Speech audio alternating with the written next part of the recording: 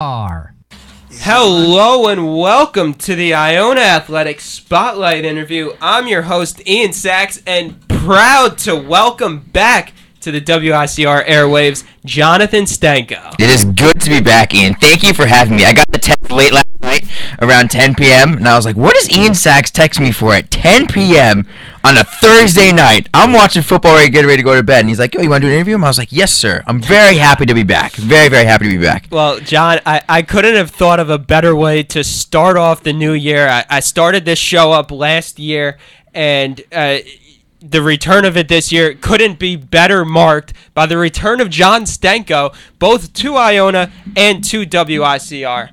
And John, your first week here, what's it been like? How great has it been working at Iona? It's good. It's a lot different than what it was before. I was a student worker before when I was here, and I worked in athletics, and everyone knew my face. But now that there's like an official title, and you go to a staff meeting, and you're recognized as actual staff, it's like a little bit of a culture shock for me. Just like people, they think they treat you a little bit differently, but they still treat you with respect as they did before. And the coaches are happy I'm back. I'm very happy I'm back. I tell everyone the one job I would take back in New York to go live in New York would be Iona. And of course, the opportunity arose, and I had to take it. And I'm very, very excited. So tell me, how did this all transpire? How quickly did it go down? And what was the process like to go from the America East? We'll touch back on them in a little while, but the process from when you first found out about the job to coming back. It was a very, very quick process. I found out that the job was going to be open. My former supervisor, John Higgins, went on and got a different job and did well for himself at Queens College, so very, very happy for him. But I found out that his position was open, and I contacted someone I knew in athletics and asked if there was any interest in me, and went through the process of applying and putting in all the paperwork. And I was probably within 3 weeks, I applied for the job, had the interviews, got everything done, moved out of Boston, and then started here. All 3 weeks, within 3 weeks of filing all the paperwork in the general areas and stuff like that. I just got my Iona email today and login, which is good. Took a week, but eventually got there. So all moved really quickly. But you know what? It's chaos, but it's good chaos. It's exciting chaos. The time goes by fast because you're excited to move forward, and it's a step forward in life. And it flew by, but it was a good feeling. So I would assume that the administrator you spoke to that you used to work with was Brian Byer. That would be correct. I can't hide anything from you, Ian. Nothing from you. Well, you do have to remember, I do work with. I know. Don't worry, Ian. I'm excited to be working with you as well. Don't worry. And so what was going through your mind when you reached out to Brian and spoke to him and he said, yes, there would be interest in you coming back to Iona? What was that feeling like? It was exciting because I really did enjoy my time with the America East Conference. But the thing is, after 1 year there, I had promised myself I was going to send out my resumes and just see what I needed to work on. Not necessarily to leave the America East. It was a 2-year contract that I was on for my fellowship.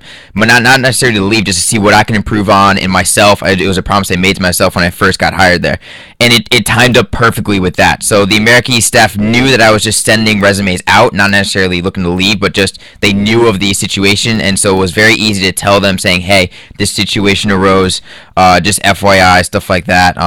That was honestly probably the most conflicting part for me, because I'd never done it before. I'd never been employed by an employer telling them, hey, I'm possibly looking at somewhere else. It was a difficult conversation for me to navigate on how to approach it. It was a great learning experience for me, and I can't thank the America East staff for how they took it and how they helped me through the process. They were absolutely incredible.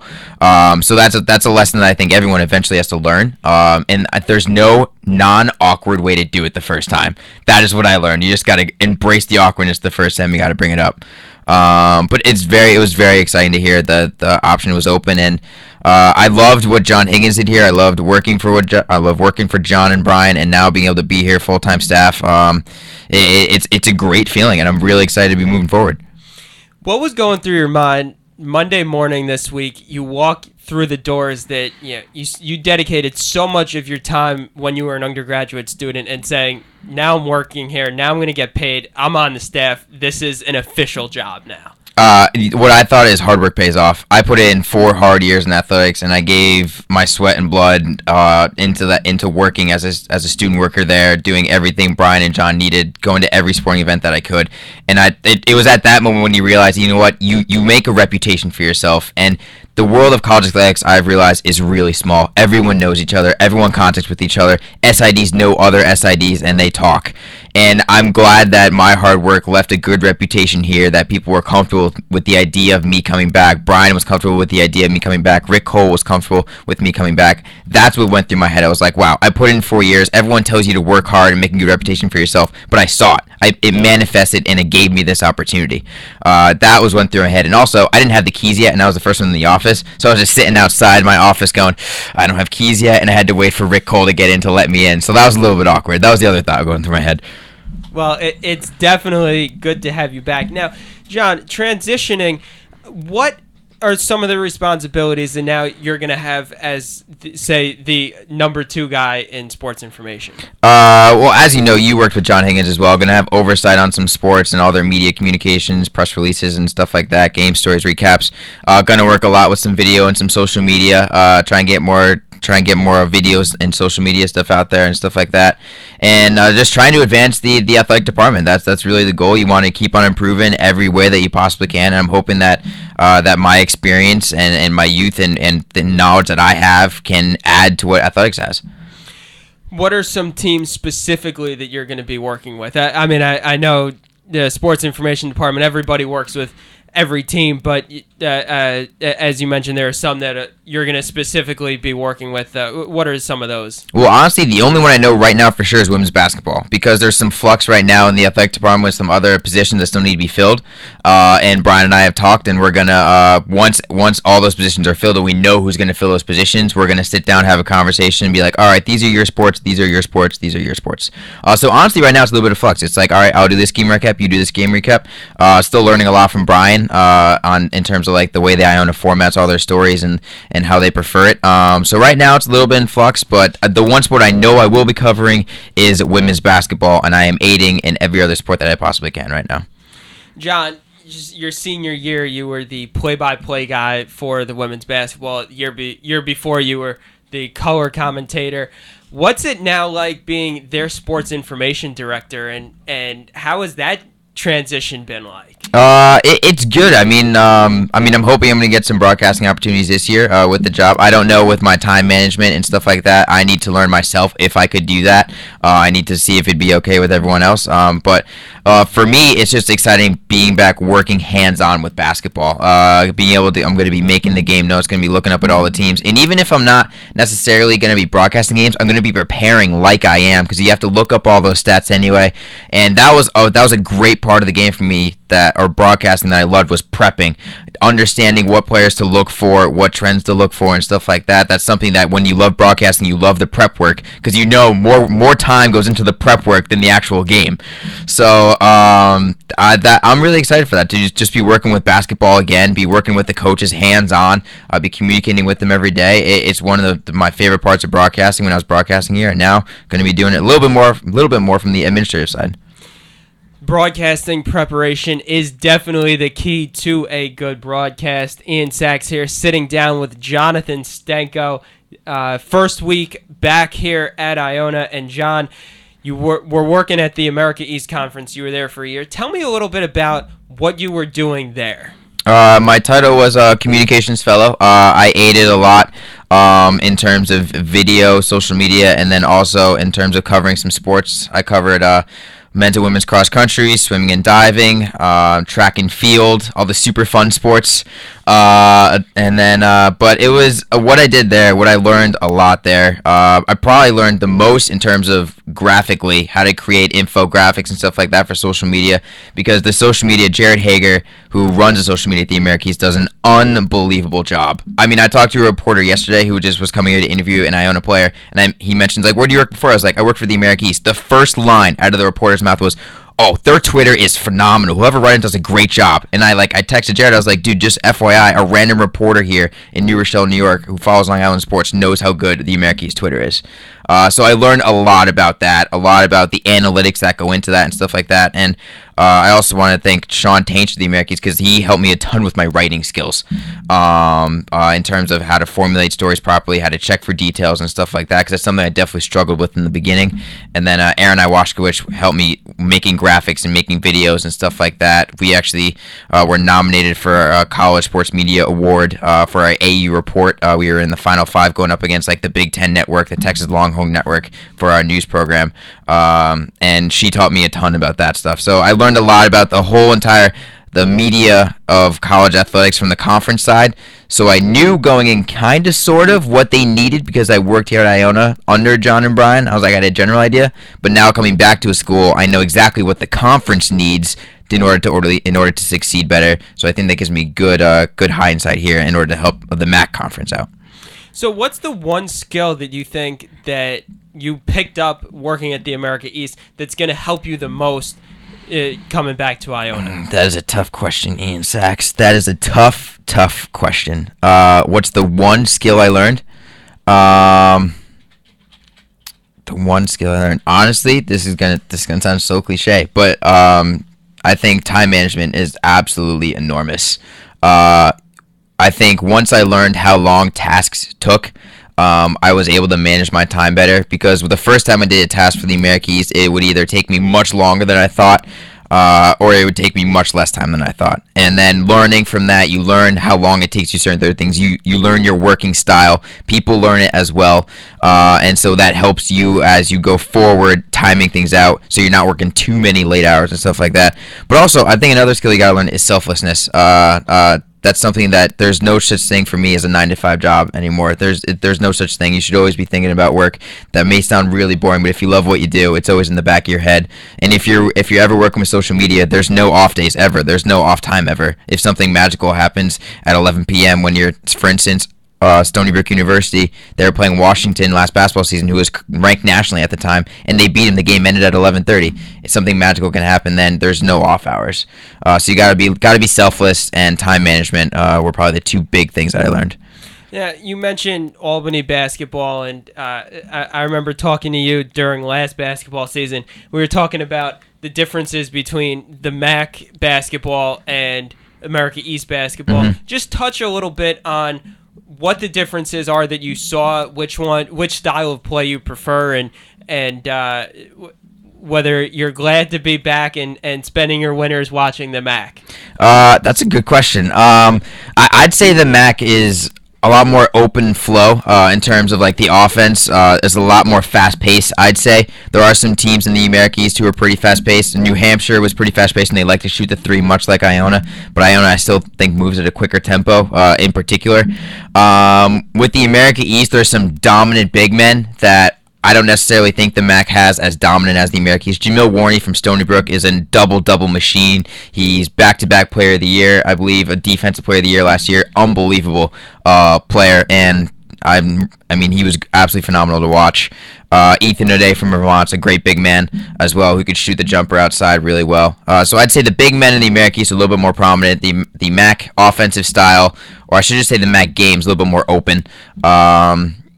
Am I excited to come back to Iona? Yes. I'm going to see 33 point attempts a game. Teams in the America East shot the three, but none quite as enthusiastically as Iona, if you will. Ride or die beyond the arc.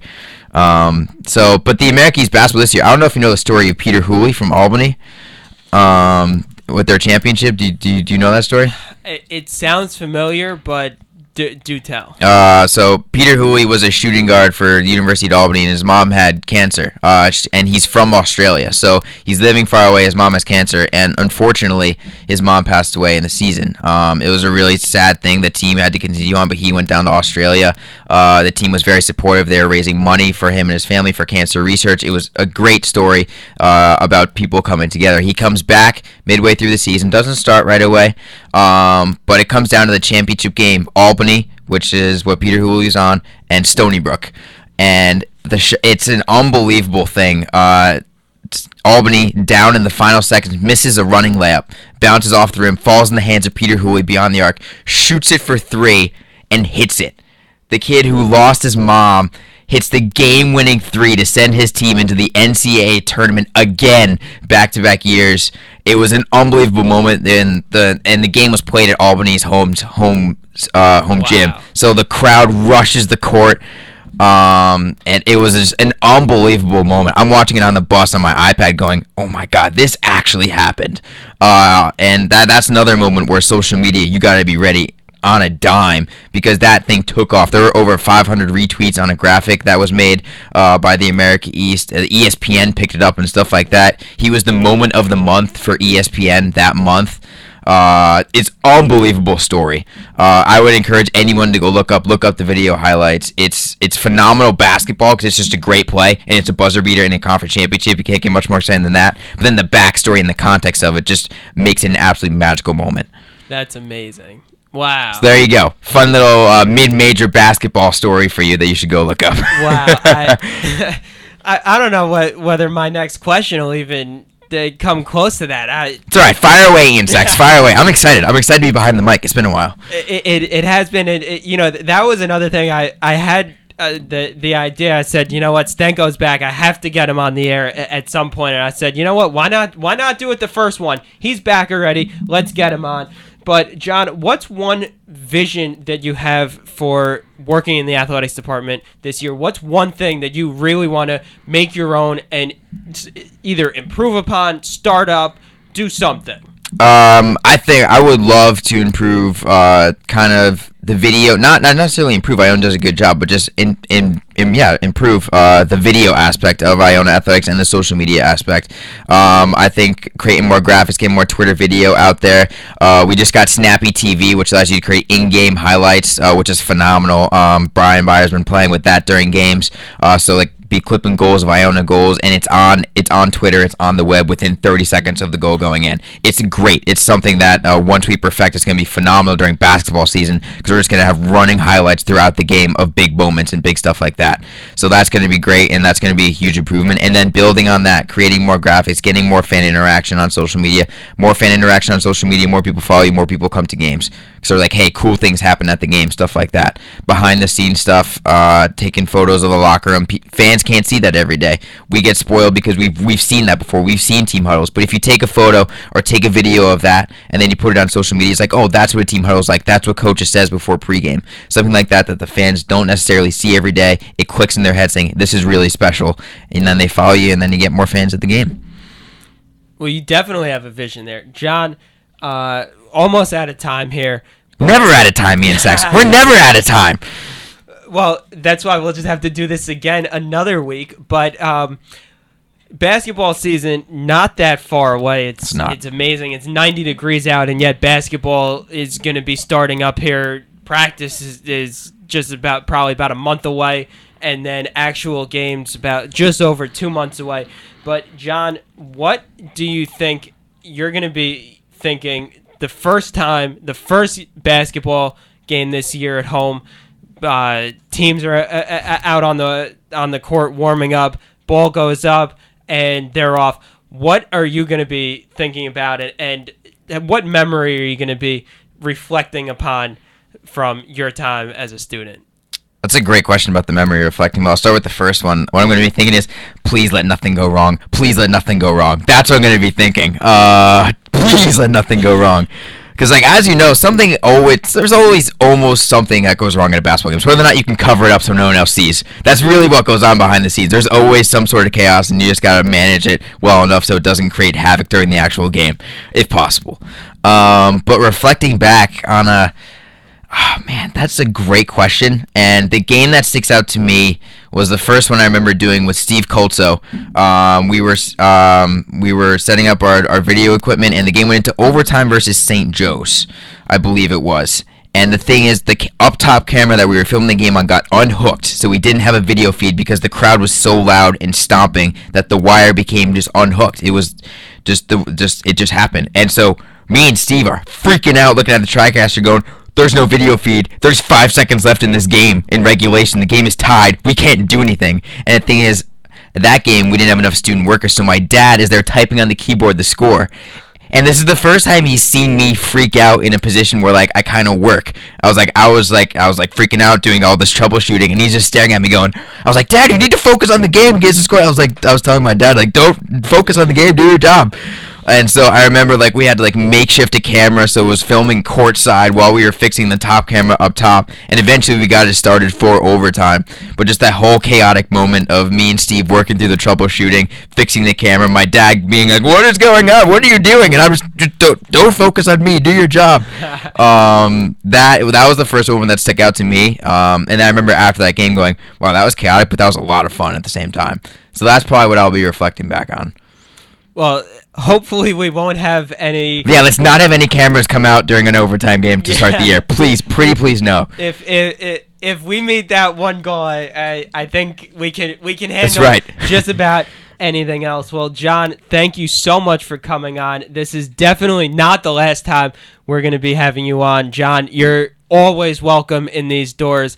A WICR alum, an Iona alum, IC Gales alum, and now back here working in the athletics department. I know that when I heard you were coming back, that made my entire week, because I said to myself, if John Stanko's back, Iona's a better place. You know what, Ian? Thank you for the kind words. And in my year gone, you guys have made leaps and bounds, winning awards for WICR, stuff like that. You guys made leaps and bounds in the mascot department at WICR, and for you being editor-in-chief now of the Ionian, little title drop for you there. So I mean, you're doing great things as well. Department's doing great things. So it's a pleasure to be back. I'll be glad to help you guys out in any way possible, and this will not be the last time I am here. Even if I'm invited or not, I will just pop down in the chair and turn on a microphone. That is great. You know how to work everything here. It hasn't changed in the 1 year. And John, thank you so much. For John Stanko, I'm Ian Sachs here on the Iona Athletics Spotlight interview. Falling in love was the last thing I had on my mind. Holding you is a